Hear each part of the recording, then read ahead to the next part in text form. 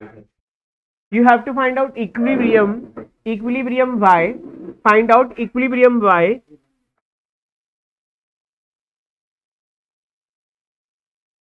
चल रहा है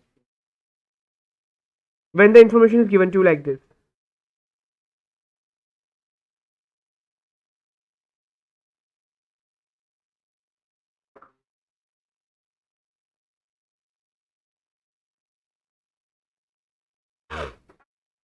ओके तो आप कैसे करोगे इसको solve?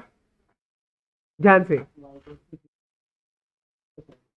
Okay y is equals to C plus I. ऐसा क्यों? पहले तो आप ये स्टेटमेंट लिखोगे कि क्या होता है AD is equals to AS. AD is equals to AS और AD का मतलब होता है C प्लस आई और AS का मतलब होता है Y. सिंपली तो C आपको दिया हुआ है 1000 प्लस, क्योंकि देखो eight the point of equilibrium हमें इक्विलिब्रियम निकालने के लिए बोला ना, तो eight the point of equilibrium ऐसा पॉसिबल है. इक्विलिब्रियम के पॉइंट पर हमारा AD AS के बराबर होता है, तो हमने C plus I equals to Y रख दिया और ये इज इक्वल्स टू वाई. अब क्या करेंगे, इसको उठा के वहां ले जाएंगे. Is equals to y minus 0.5y. 1000 is equals to 0.5y and the y is equals to 100 upon 0.5. So it will be 200. कितना आएगा? 100 है, सॉरी 200.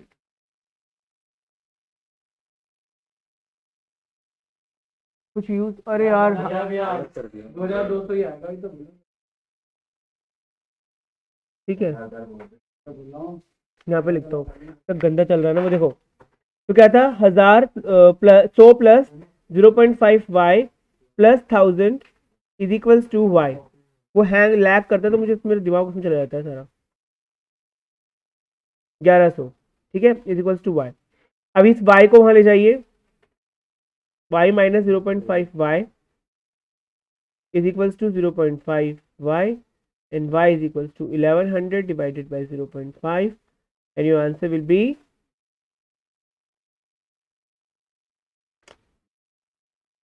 कितना आएगा जल्दी मुझे? 2000. This will be your answer. Clear है? ये है सी, ये है आई, ये है वाई और ये था AD, ये था A.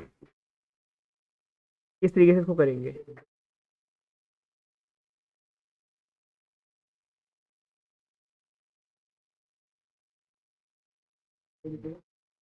Clear?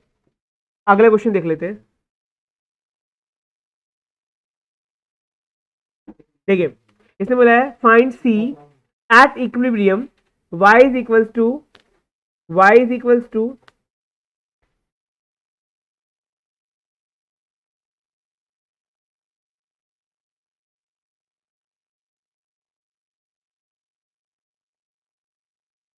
equals to 6000 and C is equals to 100 plus 0.75y. इसने बोला है इक्विलिब्रियम पर C निकाल के दीजिए. तो सिंपल सी बात है, फाइंड C. जब आपका y इतना, आपको सिंपली कुछ नहीं करना, आपको बस y की वैल्यू पुट कर देनी है यहाँ पे.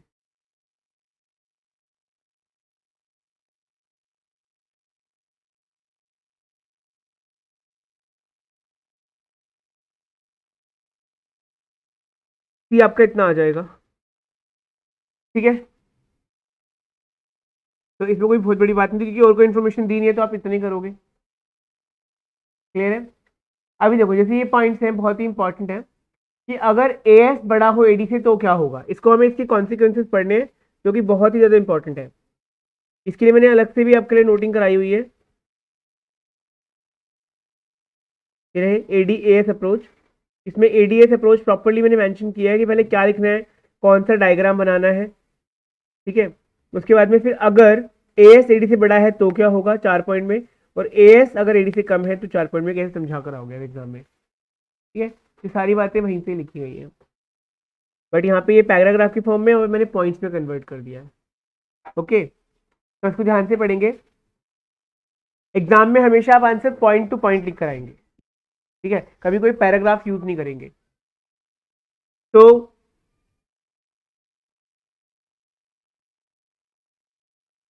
यस, अगर AS is more than AD तो क्या है, इसका मतलब ये है कि आपके जो गुड्स एंड उसकी सप्लाई है, गुड्स एंड सर्विस की जो सप्लाई है वो ज्यादा है उसकी डिमांड से। Demand is more where supply is low. तो supply is exceeding the demand, supply is exceeding the demand, जिसके कारण some of the goods would remain unsold, कुछ सामान बिना बिका हुआ रह जाएगा, ठीक है। जो सामान बिना बिका हुआ रह जाएगा उस अनवांटेड स्टॉक को, क्योंकि वो कोई भी प्रोड्यूसर नहीं चाहता कि उसका बिना बिका हुआ सामान रह जाए, है ना, तो the producer would plan to cut a production, वो प्रोडक्शन में कट करेगा क्योंकि उसको अब जो सामान पहले का बचा उसको बेचने की कोशिश करेगा, जिसके परिणाम स्वरूप AS would reduce to become equal to AD. तो जैसे वो प्रोडक्शन कट करेगा सप्लाई कम हो जाएगी, और सप्लाई कम हो जाएगी तो वो एडी के बराबर आ जाएगी, धीरे धीरे डिमांड के बराबर आ जाएगी। And this is how AS itself adjust to AD. Briefly Keynes ने ऐसा कहा है कि इक्विलिब्रियम रीस्टोर हो जाता है through a change in the output और अ चेंज इन वाई, धीरे धीरे अपने आप ही आउटपुट लेवल पे आ जाता है। मेरे नोट्स में देखो मैंने क्या लिखा है, अगर एएस एडी से ज्यादा है तो flow of goods and service in the economy tends to exceed demand, goods and service का फ्लो ज्यादा होगा डिमांड से। As some goods remain unsold to clear unwanted stock producer plans for cut production cut, producer production को cut करने के लिए plan करेगा। Consequently AS fall and become equal to AD, उससे एएस आपका फॉल हो जाएगा और एडी के इक्वल हो जाएगा, एंड हैंस इक्विलिब्रियम एस्टैब्लिशेस या रिस्टोर्ड, ठीक है। उसी बात को मैंने पॉइंट्स में कन्वर्ट करा, नॉट मोर देन दैट। अब इसमें क्या है, अगर मान लीजिए किसी कारण से आपका एएस कम है एडी से, आपका एएस आपके एडी से कम है, तो flow of goods and service in the economy tends to less than the demand, बस हमने ऊपर वाले याद कर लिया, उसी का आपको उल्टा कर देना है।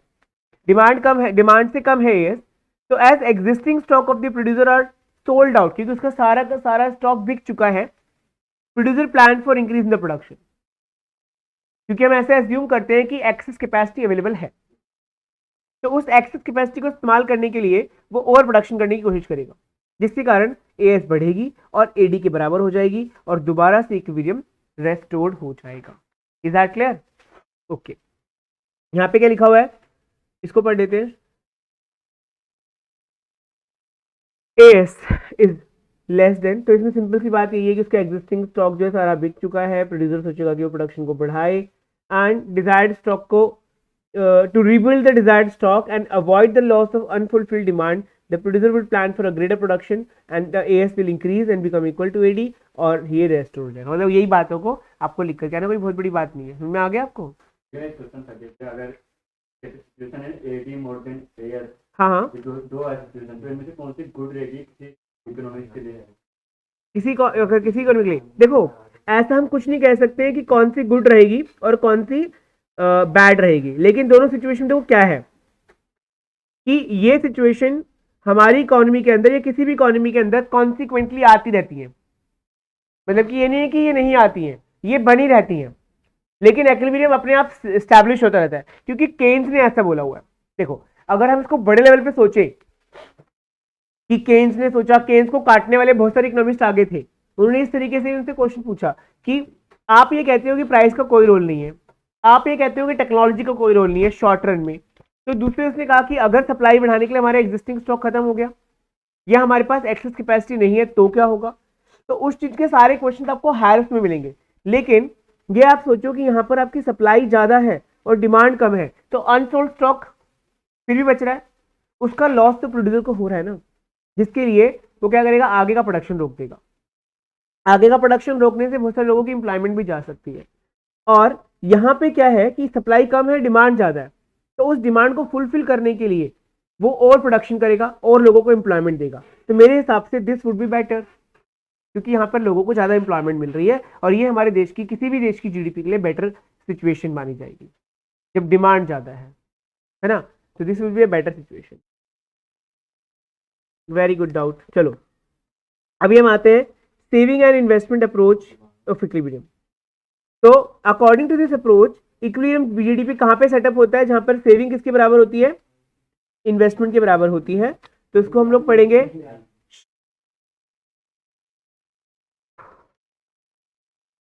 सेविंग जो होती है वो इनकम के साथ कैसे रिलेटेड होती है, बताइए, पॉजिटिव रिलेटेड होती है। ठीक है, इसका मतलब ये हुआ कि सेविंग आपकी नेगेटिव भी हो सकती है। क्या इनकम नेगेटिव हो सकती है? नो, बट सेविंग नेगेटिव हो सकती है, because at lower level of income consumption तो करना पड़ेगा सर्वाइवल के लिए, जिसके कारण हमें सेविंग से पैसा निकालना पड़ेगा, और वो सिचुएशन है जब सी is greater than Y.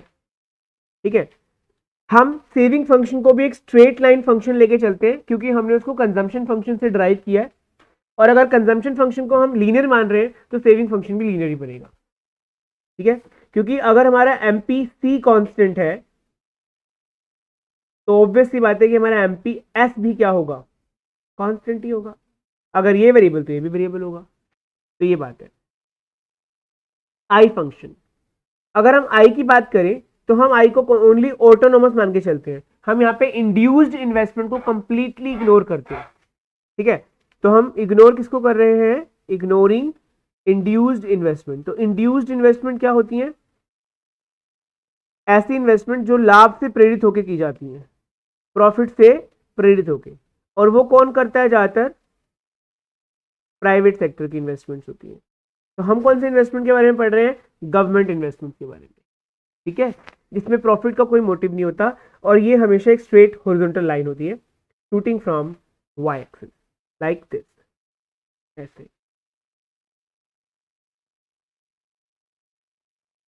Here we are showing the GDP, here we are showing the investment। मतलब जीडीपी चाहे आपकी कुछ भी हो, इन्वेस्टमेंट आपकी उतनी रहेगी। ठीक है,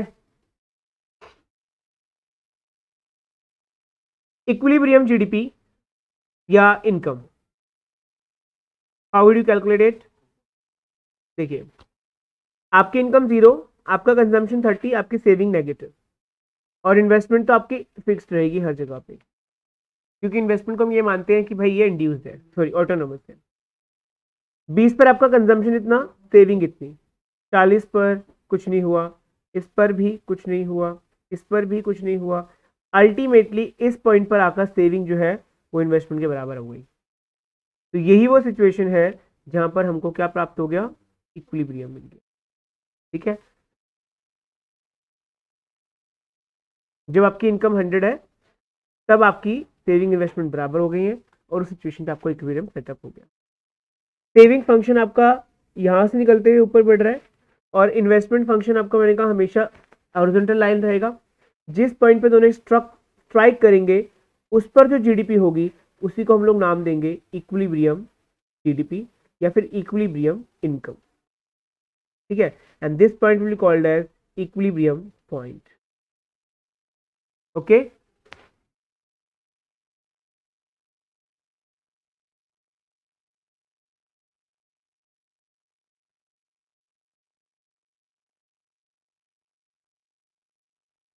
अभी इस सिचुएशन पे आ जाते हैं कि क्या होगा अगर सेविंग ज्यादा हो इन्वेस्टमेंट से। If savings are more than investment then what will happen. If saving is more than investment, then what will happen?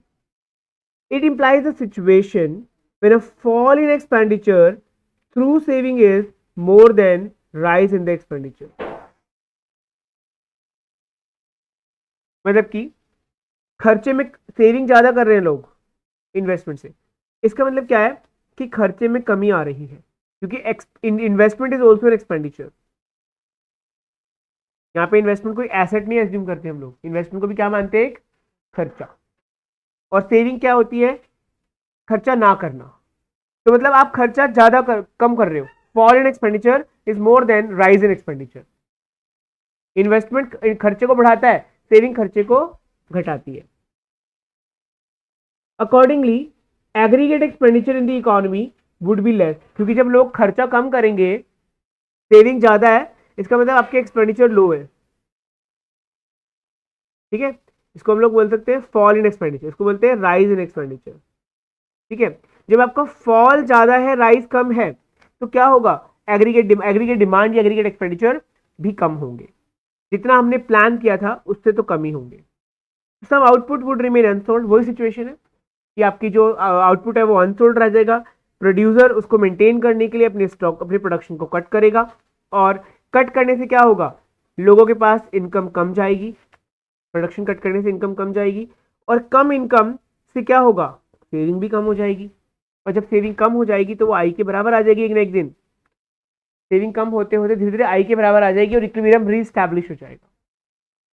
I think you are getting my point, but I want to explain कि यहाँ पे क्या consequences बता रहा है कि अगर savings are more than income investment, इसका मतलब ये है कि aggregate expenditures are also falling, aggregate expenditures are falling, जिसके कारण अनसोल्ड स्टॉक एक्यूमुलेट हो जाएगा, अनसोल्ड स्टॉक विल एक्यूमुलेट, और उस अनसोल्ड स्टॉक को क्लियर करने के लिए प्रोडक्शन में क्या करना पड़ेगा, production will be cut, and production cut करने से क्या होगा, income generation will be low, income भी कम जनरेट होगी, और जब इनकम कम जनरेट होगी तो सेविंग्स भी लो हो जाएंगी, तो अल्टीमेटली सेविंग उतनी कम हो जाएंगी जब ताकि ये बराबर आ जाए, अल्टीमेटली इक्विलिब्रियम विल बी रीस्टैब्लिश्ड, ये restored. Any doubt, any doubt in this, समझ में नहीं आया पक्का, तुम्हें हाँ बोलो क्या डाउट है, देखिए कोई बात नहीं, आगे, if saving is less than income, इसका मतलब खर्चे के अंदर जो फॉल हो रहा है और जो खर्चे के अंदर जो राइज हो रहा है, फॉल कम हो रहा है, राइज ज्यादा हो रहा है, इस सिचुएशन में जो एग्रीगेट एक्सपेंडिचर है वो क्या हो जाएंगे, ज्यादा हो जाएंगे जितने हमने प्लान करे थे उससे, जिसकी वजह से प्रोड्यूसर जो है वो उस डिमांड को पूरा करने के लिए ज्यादा प्रोडक्शन करेगा, और जब वो ज्यादा प्रोडक्शन करेगा तो उससे बहुत सारे लोगों को एम्प्लॉयमेंट देगा, उनकी इनकम जनरेट करेगा, इनकम जनरेशन होगी तो सेविंग बढ़ जाएगी, और सेविंग बढ़ करके इन्वेस्टमेंट के बराबर हो जाएगी, अल्टीमेटली दोबारा से आपका इक्विलिब्रियम रीस्टैब्लिश हो जाएगा, this is automatic process in the economy, ऐसा केन्स ने बोला है। आप अपनी कुछ थ्योरी नहीं लिख रहे हो, आप किसी ने लिखी हुई थ्योरी को पढ़ रहे हो, ठीक है, कि उसने ऐसे ऐसे बोला तो आप ऐसे ऐसे मान रहे हो, फिर इसको आगे काटने वाले लोग भी आएंगे, लेकिन वो आपकी इस क्लास में नहीं है, ठीक है।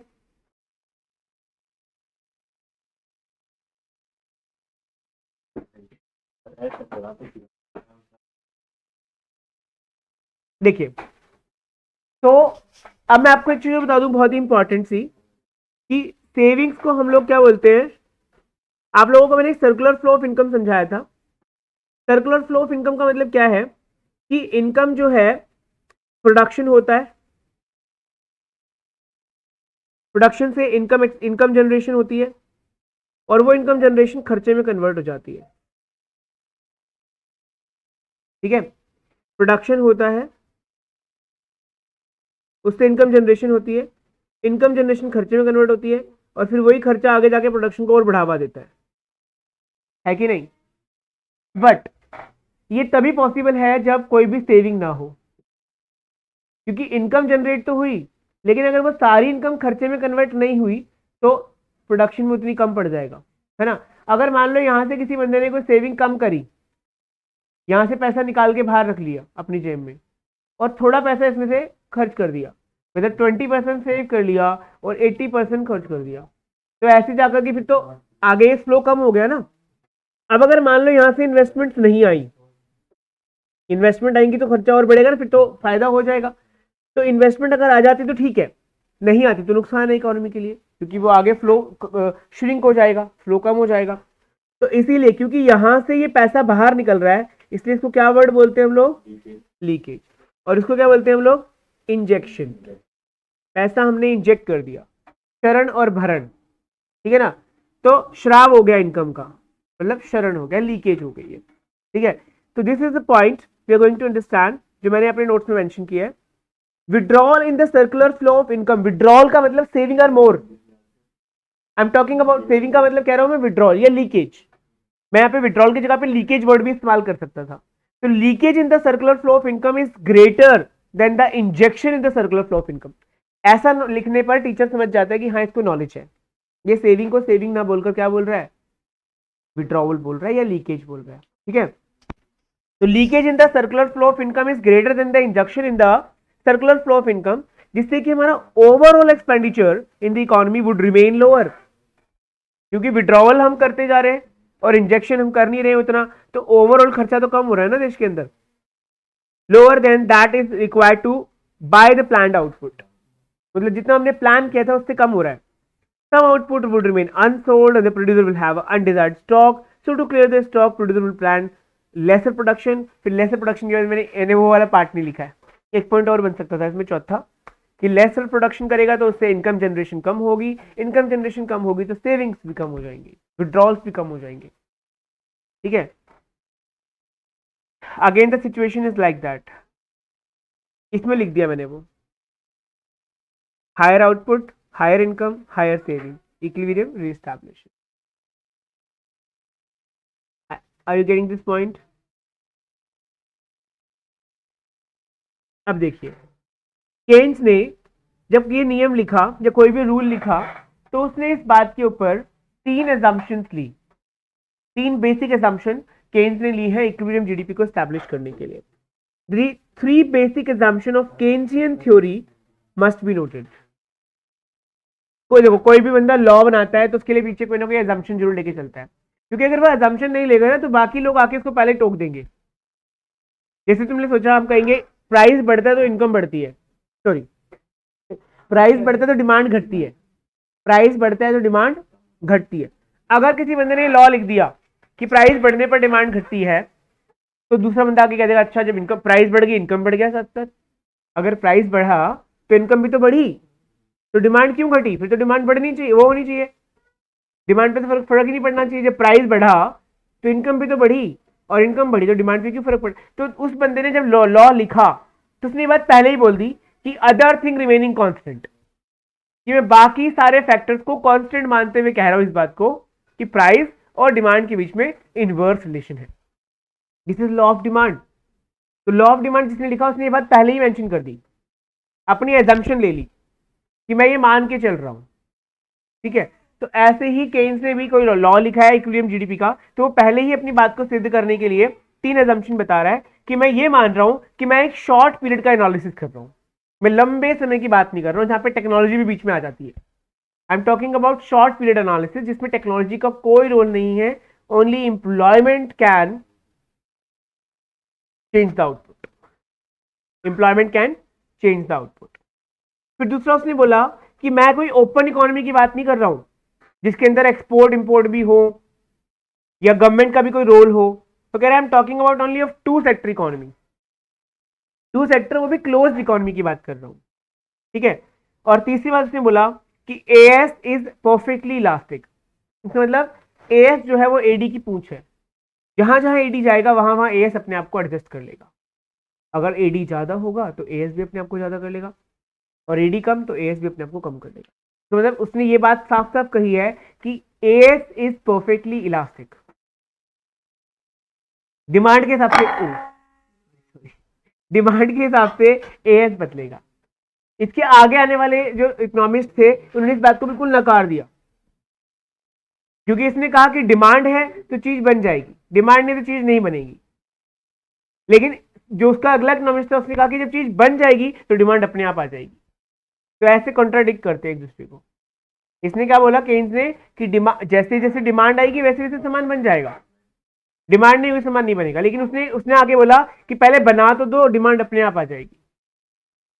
ठीक है, तो इस बात को हम कॉन्ट्रडिक्शन बाद में पढ़ेंगे सारे, अभी हम सिर्फ 3 असम्पशन लेके चल रहे हैं कि शॉर्ट पीरियड एनालिसिस क्या होता है कि हम टेक्नोलॉजी का रोल एकदम निल मान रहे हैं, और 2 सेक्टर का मतलब सिर्फ फर्म और हाउस होल्ड है, और विदेशों का कोई लेना देना नहीं है। मतलब एडी जो है वो हमारी केवल इतनी ही है, C+I। There is no economic relation with rest of the world and there is no role of government, ये बात मान के चल रहे हैं। दूसरी बात कि शॉर्ट पीरियड तो समझ में आ गया आपको। एएस इज परफेक्टली इलास्टिक का क्या मतलब होता है? केन्स ने इस बात को साफ साफ कह दिया कि हम ऐसा मान रहे हैं कि हमारे देश में एक्सेस कैपेसिटी अवेलेबल है। इसका मतलब प्रोडक्शन कैपेसिटी जो है वो खाली पड़ी है, उसको जब जरूरत होगी तो हम उसको इस्तेमाल कर सकते हैं। जैसे जैसे डिमांड बढ़ेगी वैसे वैसे एएस भी बढ़ जाएगी, और एएस जो है वो अपने आप को ऑटोमेटिकली एडी के अलाइन कर लेगी बिना किसी प्राइस में चेंज हुए। इसका मतलब उसको साफ साफ कहने का मतलब ये है कि price has no role to play.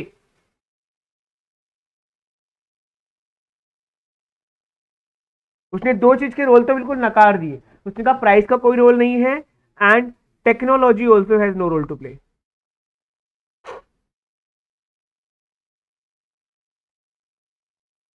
ठीक है, उसने दो बातों को एकदम साफ साफ कह दिया कि ना तो प्राइस का कोई रोल है इसमें, ना ही इसमें टेक्नोलॉजी का कोई रोल है। No government intervention.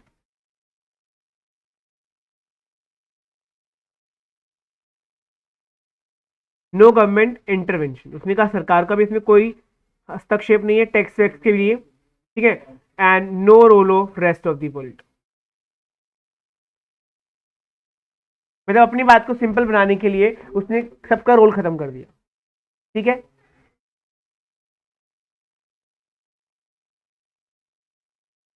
यहां पे बोलते हैं इक्विलिब्रियम एस निकाल के दीजिए, इक्विलिब्रियम आई निकाल के दीजिए, जो आपको वाई दे रखा हो 4400। Please don't talk. Y is 4400, MPC is 0.75, C bar is 100। कहते हैं कि इसमें आपको एस और आई निकाल के देना है। लगाइए जरा दिमाग। देखिए पहले आप सी निकालेंगे,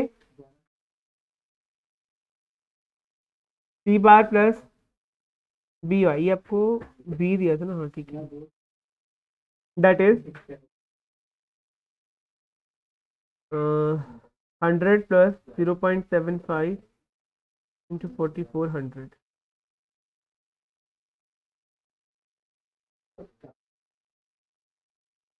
ओके, अगर आपको पता है कि आपकी इनकम इतनी है, कंजम्पशन इतनी है, तो सेविंग कितनी होगी?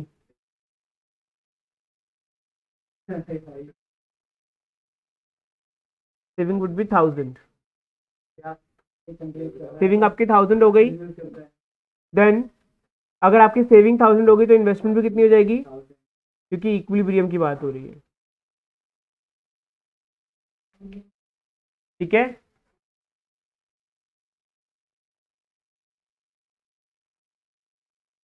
Any doubt?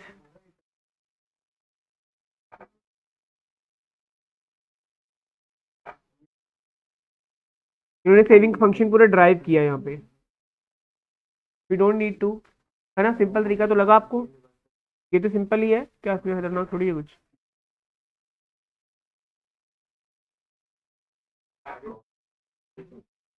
अच्छा ऑल्टरनेट लिखा है इन्होंने भी। फिर आपको सेविंग फंक्शन दिया हुआ है और आई दिया हुआ है।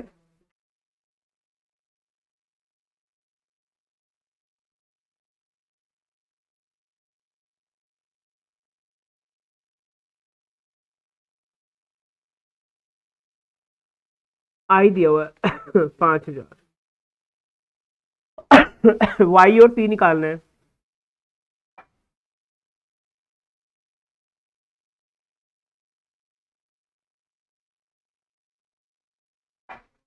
कैसे करेंगे इसको?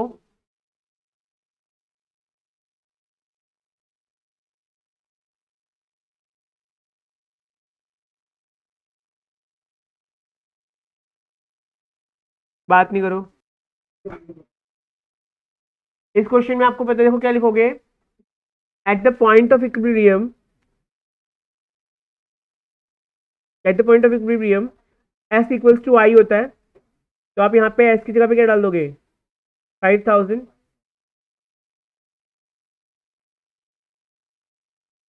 माइनस 25। इस 25 को वहां जाके ऐड कर दो। Y is equals to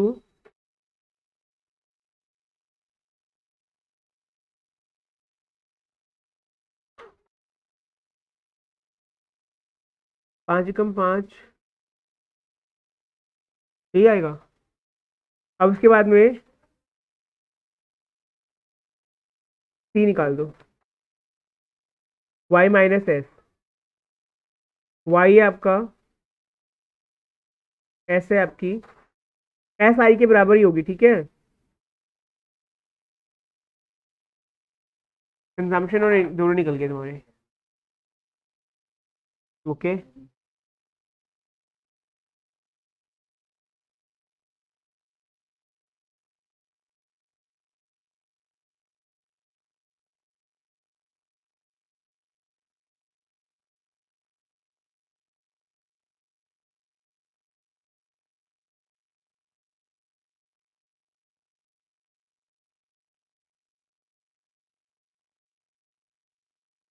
done.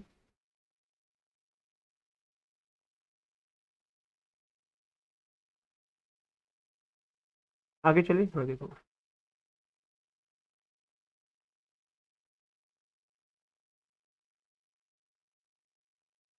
और क्वेश्चन तो बाकी सिंपल है, कर लोगे।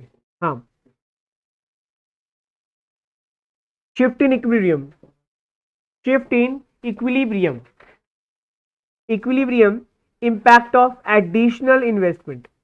अगर आपके इन्वेस्टमेंट में चेंज आता है तो you know that income will also change. कोई बंदा इन्वेस्टमेंट क्यों करता है? इन्वेस्टमेंट क्यों करता है? इनकम कमाने के लिए। If your income changes, if your investment changes, it will increase your income, rise in income, income will rise if investment changes.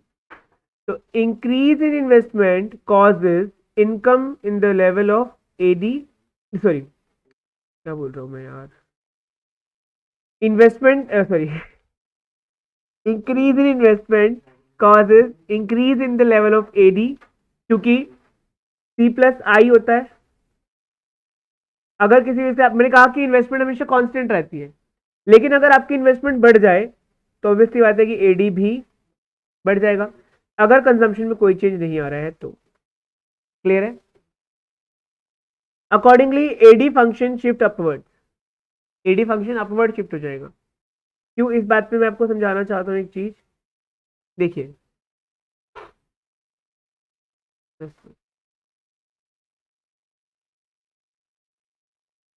देखिए, क्योंकि आपकी आई ये थी और सी ये था, तो एडी ये बना। आपको इतनी बात समझ में आ जाती है? आई था ये, सी ये था, तो एडी बना ये, है ना। अगर आपकी इन्वेस्टमेंट जो है बढ़ गई,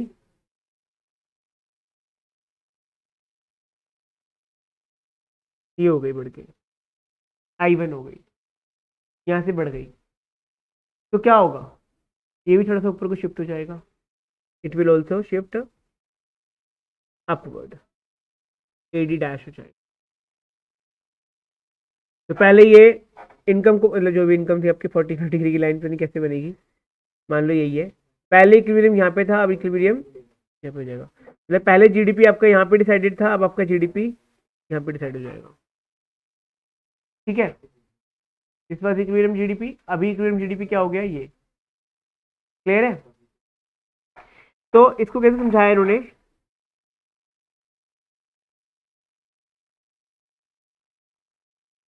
बस पहले उन्होंने यही समझाया है कि पहले वाला एडी ये था, अब नया वाला एडी ये बन गया, तो आपका जो इनकम है वो यहाँ पे आ गई, पहले यहाँ पे थी, इतना इंक्रीज हो गया इनकम के अंदर, ठीक है। साफ साफ कहने का मतलब यह है कि इन्वेस्टमेंट के बढ़ जाने से आपकी जीडीपी बढ़ जाती है, इन्वेस्टमेंट के बढ़ जाने से आपकी जीडीपी बढ़ जाती है। Additional investment has invest multiplier effect, कि मतलब अगर आप कहीं पे 1000 रुपये लगाते हो तो वहां पे आपको 5000 इनकम कमाने में मदद करता है। इसका मतलब आपकी एक इन्वेस्टमेंट आपको 5 गुना इनकम कमाने में हेल्प कर रही है। इसका मतलब इसका मल्टीप्लायर इफेक्ट है। क्या है इसका? Multiplier effect. और इसी को हम लोग बोलते हैं इन्वेस्टमेंट मल्टीप्लायर, ठीक है। कहने का मतलब यह है कि 1000 रुपए की इनकम, 1000 रुपए की इन्वेस्टमेंट से कितनी इनकम जनरेट हो गई? तो 5 रुपए, क्या 5 क्या आ गया आपका? Investment multiplier. मैंने क्या किया, इन्वेस्टमेंट जो है वो इंडिपेंडेंट है और इनकम जो है वो किस पे डिपेंड कर रही है, इन्वेस्टमेंट के ऊपर। समझ में आ रहा है मैं क्या बोल रहा हूँ आपको, हमेशा हम इंडिपेंडेंट को नीचे रखते हैं और डिपेंडेंट को ऊपर रखते हैं, ठीक है। तो डिपेंडेंट को मैंने ऊपर रख दिया कि भाई इनकम है ये। इन्वेस्टमेंट में चेंज लाने पर इनकम में चेंज आया, इन्वेस्टमेंट में चेंज लाने पर किस में चेंज आया, इनकम में चेंज आया, तो उसको हम एक नाम देंगे के फॉर इन्वेस्टमेंट मल्टीप्लायर। जो अपने मनी बैंकिंग में पढ़ा था ना, मनी मल्टीप्लायर, है ना, वो डिफरेंट कॉन्सेप्ट है, लेकिन यहाँ पे जो के है वो अलग है, तो बोलते हैं हम लोग इन्वेस्टमेंट मल्टीप्लायर, निवेश गुणक, ठीक है। तो दैट मीन्स जब भी आप इन्वेस्ट करते हो तो वो कई गुना आपको इनकम कमाने में हेल्प करती है, इसका मल्टीपल इफेक्ट होता है। इसी को हम लोग अब पढ़ेंगे, investment multiplier and it's mechanism, ठीक है। इन्वेस्टमेंट मल्टीप्लायर कैसा होता है, उसके क्या काम करता है। We have seen how additional investment causes additional output in the economy. मैंने बताया अभी आपको कि आपकी एडी ये थी, आपकी एडी बढ़ जाती है तो आपका जीडीपी बढ़ जाती है, क्लियर है। तो we have noted that increase in output या फिर income is many times more than the increase in investment. तो अभी आपकी इन्वेस्टमेंट 1000 से बढ़ी थी, लेकिन आपकी इनकम कितने से बढ़ी, 5000 से, मतलब मैनी मोर टाइम्स, 5 टाइम्स बढ़ गई। The factor by which increase in the output income is greater than the increase in investment is called investment multiplier. तो कितना गुना बढ़ा, कितना इसने इसको मल्टीप्लाई किया, उसका नाम हम क्या देंगे, इन्वेस्टमेंट मल्टीप्लायर, ठीक है।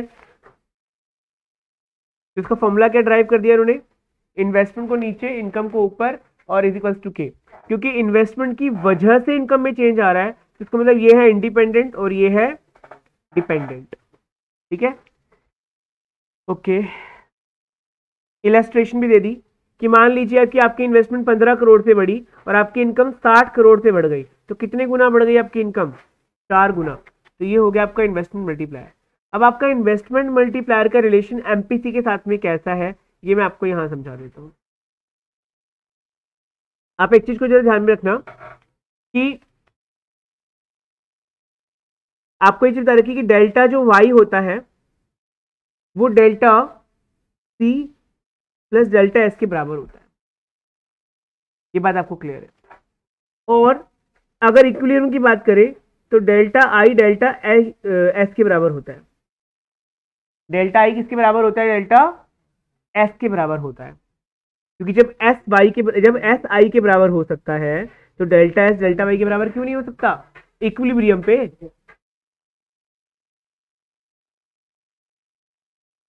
At equilibrium.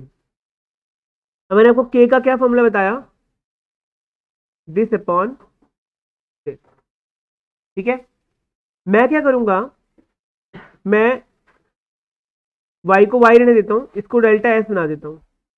आपको कोई इसमें डाउट तो नहीं है, नहीं। अब मैं क्या करूंगा, दोनों को डेल्टा वाई से डिवाइड कर दूंगा, ये तो कट के क्या हो गया 1, और ये delta S upon delta Y क्या कहलाता है, एमपीएस। तो आपका के किसके बराबर आ गया, एमपीएस के बराबर आ गया, या फिर मैं इसको ऐसे लिख सकता हूं 1 माइनस एमपीसी के बराबर आ गया। तो how many formulas you have now, 1 2 and 3।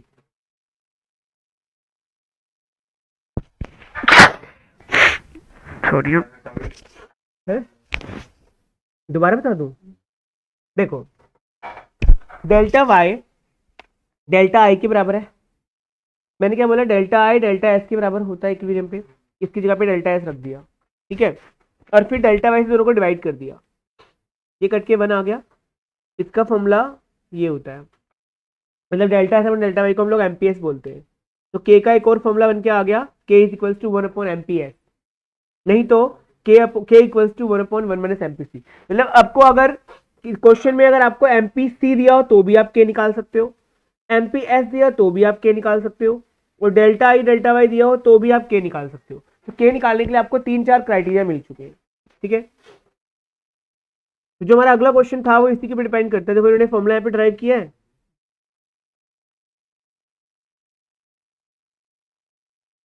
और बोल दिया कि अगर MPC इतना है तो K कितना होगा, अगर MPC इतना है तो K कितना होगा।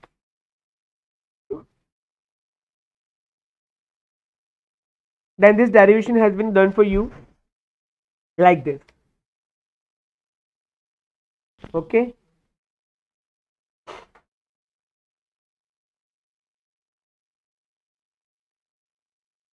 थोड़ी सी अलग डेरिवेशन है, ये भी आपको देख लेना ध्यान से।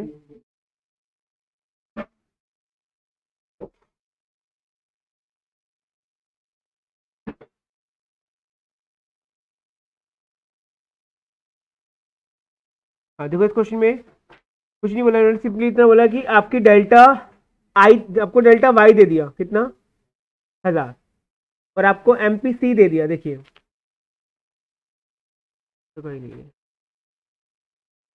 डेल्टा वाई दे दिया 1000 और MPC दे दिया 0.5, बोला डेल्टा आई निकाल के दो। तो पहले आप क्या करोगे, पहले आप K निकाल दोगे, 1/1 माइनस MPC।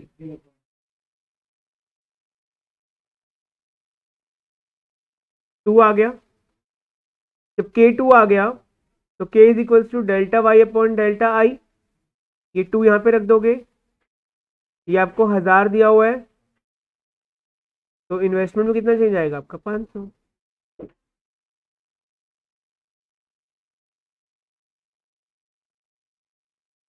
क्लियर है? इस टाइप के क्वेश्चन आएंगे, कोई हार्ड नहीं है न्यूमेरिकल, ये फिर भी 4-4 नंबर में दे देते हैं लोग उठा के इनको, क्योंकि इसमें इसको निकालने के मार्क्स, फॉर्मूले के मार्क्स, इसकी वैल्यू के मार्क्स, तो इकोनॉमिक्स के बच्चों के लिए न्यूमेरिकल को ज्यादा वैल्यू दी जाती है, तो उससे वो कर ले तो बहुत बड़ी बात है।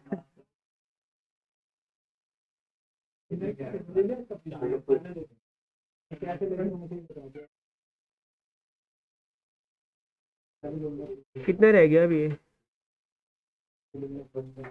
मैकेनिज्म बताया हुआ है, उसके बाद में खत्म, ये अब तक खत्म हो जाएगा। अब इसको कल की क्लास में ना खत्म करके इसके क्वेश्चंस कर लेंगे इंपॉर्टेंट से, आज वैसे मेरी हिम्मत नहीं हो रही है अभी।